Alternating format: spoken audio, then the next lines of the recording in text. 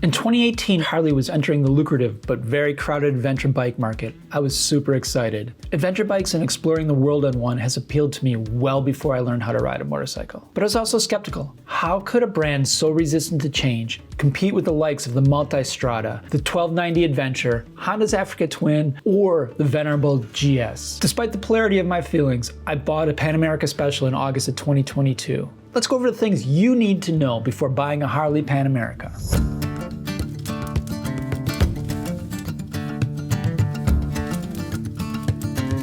Harley builds an adventure bike. It's a miracle that this bike was put in production. Shortly after Johan Zeitz took over as CEO of the Moco, just 2 short months after the firing of Matt Levatich, the More Roads initiative, which promised to put more butts on bikes, was axed for the Rewire plan, which focused more on Harley's past, on their current cruiser models, and it seems much more lately, their trikes. A ton of planned models that would use the Revolution Max engine that's inside the Pan America got axed. The fear was the Pan America would be among one of them. But after a COVID-delayed year, the Harley Pan America was released in 2021. This was a surprising and wonderful feeling for many that wanted to see an American adventure bike get built. It's rare that when a company takes a big chance on a big leap forward, all while receiving criticism for taking that chance, is successful. Harley did just that. I like to compare it to what Porsche did with their Cayenne crossover. When Porsche announced this car, they received a ton of criticism. It was thought that Porsche doesn't make family cars and they should stay in their sports car lane, because nobody wants a car like that. And boy, were the critics wrong. Porsche knew the market and they built a car that drivers truly wanted. Sorry for going on about a car in a video that should be about motorcycles, but I think you get the comparison here. Harley, a company criticized for being stuck in the past by building big, heavy, and slow cruisers, did exactly what Porsche did. Like Porsche, they took a chance and they are now selling one of the most powerful, technologically laden, and most fun to ride adventure bikes on the market. Speaking of power, let's get into that Revolution Max engine.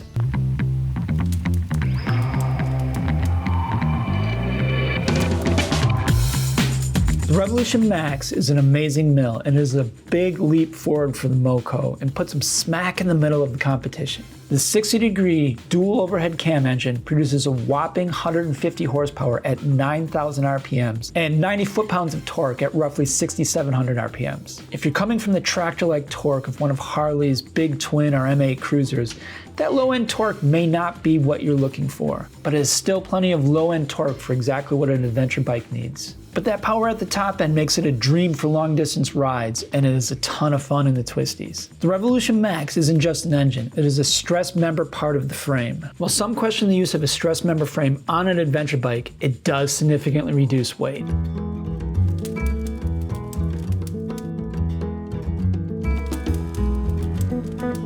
The Pan America is also great for shorter riders. The 7.5 inches of front and rear suspension may not be the tallest compared to the competition, but it is plenty for most adventure bike riders' needs, and it's perfect for shorter riders. More importantly, the adaptive ride height technology, which lowers the bike as you're slowly coming to a stop, paved the way for many riders intimidated by taller adventure bikes to get on one and ride. This was a shrewd business move by Harley and encouraged other brands to develop similar technology. BMW introduced a similar fully automatic adjustment of the seat height when riding slow or coming to a stop on their 2024 R1300 GS.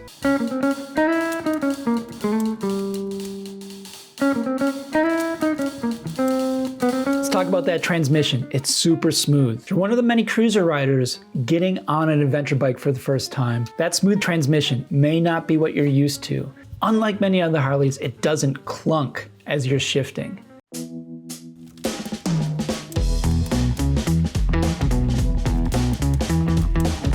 Pan America has a ton of technology. It has a 6.8-inch full-color TFT display, which allows you a lot of different functionality. Pan America also has 4 riding modes: Sport, Road, Rain, and Off-Road. There's actually a 5th riding mode, Off-Road Plus, which allows you to turn off traction control and ABS in the rear. There's also an option to set your own rider modes for greater versatility. Want sport mode with high throttle response and sport bike-like suspension? You can do that. Want the ride quality of a 1970s Caddy? You can also do that. You can also make adjustments to the suspension damping, the timing of how the ride height adjustment works, the amount of engine braking, and even the map related to other rider modes. While there are other adventure bikes out there with similar or greater adjustability, the Pan America is customizable while still being user-friendly. It's one of the very best rider mode systems I've used. I've also never ridden a bike with such pronounced differences between rider modes, especially between sport and road mode. It feels like a completely different bike switching between each mode, and it makes for a very versatile and fun bike to ride. You want rider aids? The Pan America has them. Cornering ABS, hill hold control, lean sensitive traction control, wheelie control, and link braking. What I really like is the electronic suspension on the Pan America. This allows the Pan America to measure and adjust preload and damping on the fly, and to accommodate for the speed that you're riding, the loads that you have, and riding environments.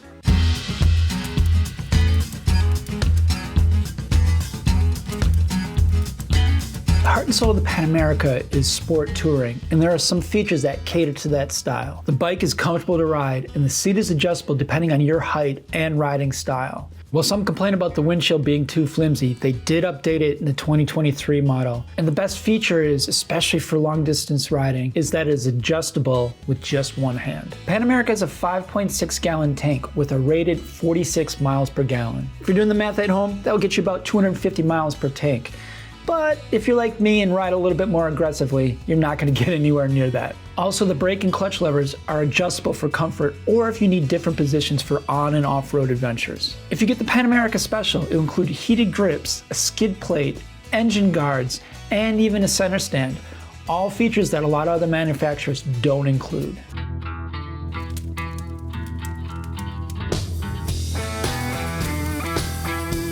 Let's talk about the looks. Harley built an adventure bike, but they did it 100% on their terms. They joined the adventure bike market while avoiding the beaky style of most other brands. While riding the Pan America, it certainly doesn't feel like a Harley, but it definitely looks like one. Those looks can be polarizing though. Some love the American style, what's been affectionately called the dirt glide, while others, who wouldn't even consider buying or even riding a Harley cruiser, say that it's ugly.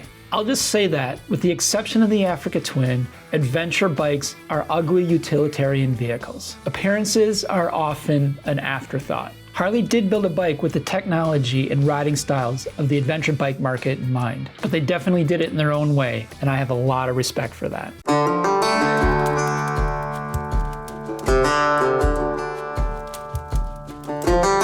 No bike is perfect, and with all these positives that I've been talking about so far, there are still some negatives with every single bike that's ever been built. But this is especially true for a brand that's never built an adventure bike before. Why is the GS such a popular adventure bike? They've been doing it for 40 years. It's been refined over time, and BMW knows exactly what the market wants and builds the bike that it needs. In short, the GS is the standard mold that every other adventure bike looks to build around. Early on, Harley gave this a really good try, but it's still a bit quirky. The suspension travel and ground clearance are in the range of what you'd want out of an adventure bike. But if you wanted to take this beast off-road, those are somewhat limiting factors compared to the competition. I'll admit, this one's picking some nits because most of us will not ride a pig like this in environments requiring more than 7.5 inches of travel or great ground clearance. But it is important for some.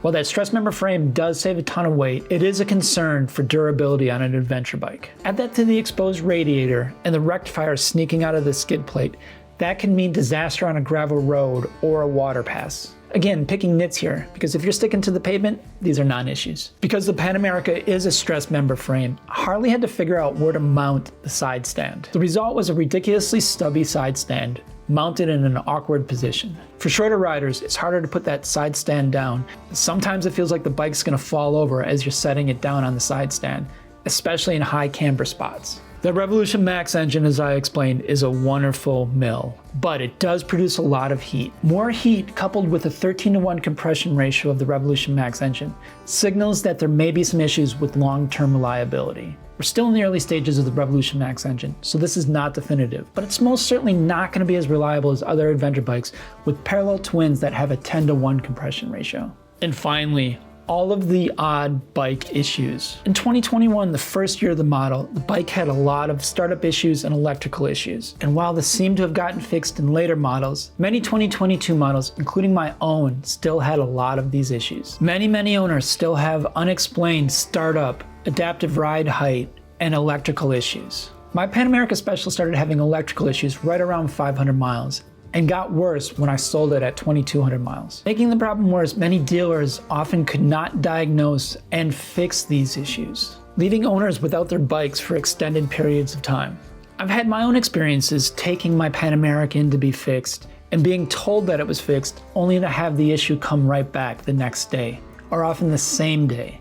Harley has an extensive dealer network, and that's one of the selling points often cited to buy a Pan America. But if these dealers can't fix the bike, that dealer network is useless. This needs to be said. Every new bike will have issues. It's often said, don't buy the first model year of any vehicle. And that's true. And every brand has their issues with some of their bikes. But an adventure bike is expected to be able to go around the world. For many owners, the Pan America can't even make it around the block.